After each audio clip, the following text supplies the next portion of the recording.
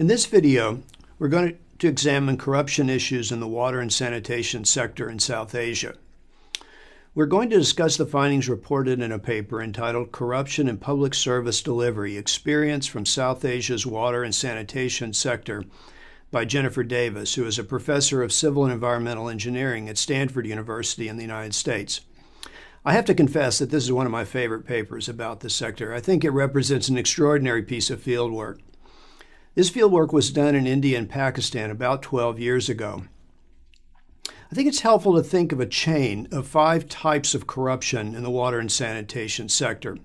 At the bottom of the chain, customers make illegal payments to low-level water utility personnel. On the next step up the chain, low-level water utility personnel make payments to people higher up in the organization. On the third rung of the chain, managers and agency heads solicit payments from people outside the organization. Then, on the fourth rung are the linkages between the organization and illegal activities of private contractors and consultants. The fifth link is between the private contractors and consultants and international donors.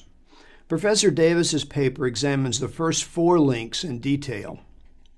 The first question she asks is, what kinds of illegal payments could customers or households make to low-level water utility personnel? And she finds that there are 4 main ones. First, payment for a connection to the water distribution system.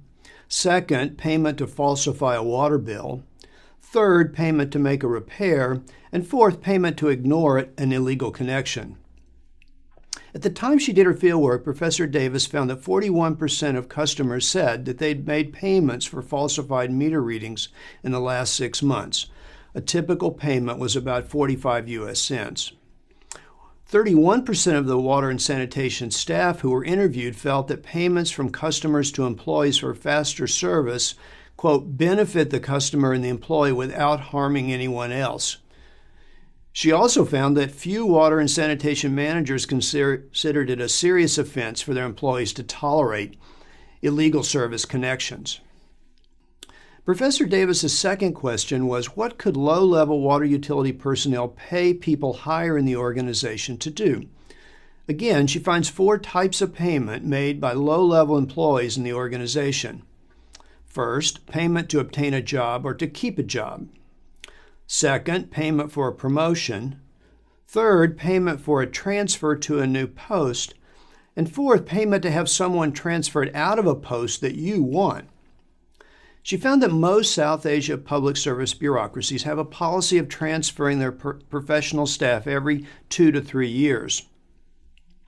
This policy of regular transfers has created a thriving market for desirable posts and has allowed elected officials to become de facto personnel managers in public service institutions. She found that a cash market for desirable posts exists in many locations and that the prices for different kinds of posts were well established. For example, one of her respondents described the market for job transfers. Quote, "If I want your position, I can get help from someone to have you transferred out." At the time of his interview, this employee was working to amass the US $1,300 he would need to negotiate a desirable transfer the following year. He asked, "Where do I get the money? Where would you get it if you were in my position?" This clearly demonstrates the nature of the corruption chain. One form of corruption begets another. Professor Davis's third question was, what could managers and agency heads ask people outside the organization for? She found that managers and agency heads receive payments for awarding contracts to firms and various types of kickbacks. Examples of common kickbacks were allowing contractors to use substandard materials and accepting falsified invoices. A few contractors admitted making payments to politicians for assistance in winning contracts. The value of these payments ranged between 1% to 6% of the contract value. Contractors recouped these payments through the use of substandard materials and over-invoicing. Professor Davis's fourth question was, what kinds of illegal activities could private contractors or consultants engage in? And she found 4 main activities. First, payment for the award of contracts.